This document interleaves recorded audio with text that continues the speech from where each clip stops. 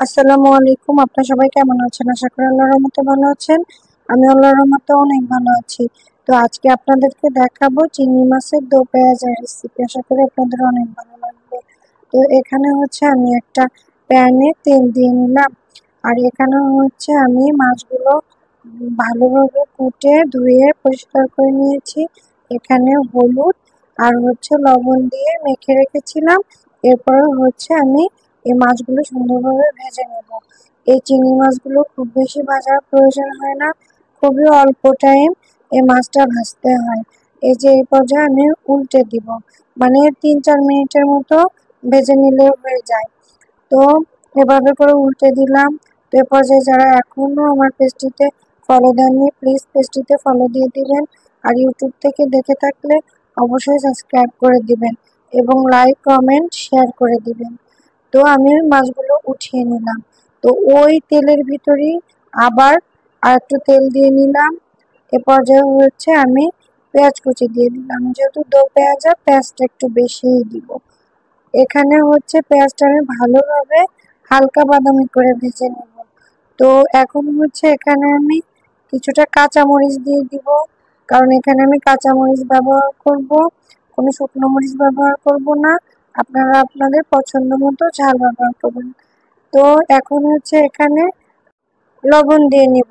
লবণটা এই পর্যায়ে দিলে মানে দ্রুত হচ্ছে এই পেঁয়াজের কালারটা চলে আসে এবং খুব দ্রুত ভাজা হয়ে যায়। আর যে কোনো মশলা দিলে আর ছিটে আসে না।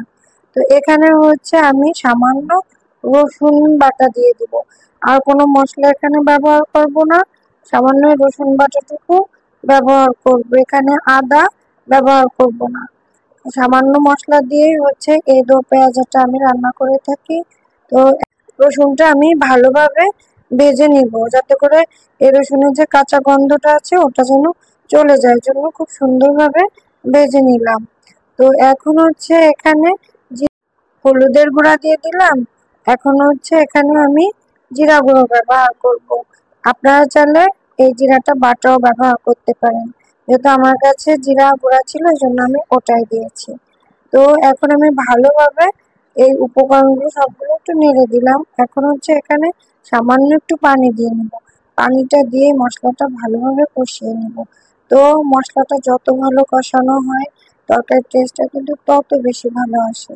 এটা আমার সবগুলো ভিডিওতে আমি বলে থাকি, কারণ এই মশলাটা যদি কাঁচা গন্ধ থাকে এটা মোটেও খেতে ভালো লাগবে না। এজন্য একটু এটাকে আমি বারবার করে নেড়ে দিব, যাতে নিচের থেকে কোনোভাবে লেগে না যায়। তো এখন হচ্ছে এখানে আমি পরিমাণ মতো পানি দিয়ে নিলাম। পানিটা অবশ্যই গরম পানি ব্যবহার করতে হবে, কারণ তরকারি হচ্ছে কষানো, আর এই গরম পানিতে হচ্ছে আপনার তরকারির টেস্টটা দ্বিগুণ বেড়ে যাবে। তো এ পর্যায়ে হচ্ছে আমি এখানে এই যে আগে থেকে যে মাছগুলো ভেজে রেখেছিলাম সেই মাছগুলো এখানে দিয়ে দিলাম। এই পানিটা ফুটে উঠলেই কিন্তু মাছগুলো দিতে হবে, তাহলে এই মাছটা খেতে ভালো হবে। তো এখন হচ্ছে আমি এখানে কিছুটা ধনিয়া পাতা কুচি দিয়ে দিব। এই ধনিয়া পাতা কুচিটার জন্য হচ্ছে এই তরকারির টেস্টটা দ্বিগুণ বেড়ে যায়। তো আমি এভাবে রান্না করে থাকি, আলহামদুলিল্লাহ অনেক মজা হয়। আপনারা অবশ্যই এভাবে রান্না করে খেয়ে দেখবেন, আশা করি অনেক ভালো লাগবে। তো আপনাদের যদি এই ভিডিওটি একটু হলেও ভালো লেগে থাকে অবশ্যই শেয়ার করে আমার পাশে থাকবেন, আর কমেন্ট করে জানাবেন যে কেমন হলো। আর আপনারা কি এভাবে করে খান কিনা সেটাও কিন্তু জানাতে একদম ভুলবেন না। তো সবাই ভালো থাকবেন, আজ এই পর্যন্ত, আল্লাহ হাফেজ।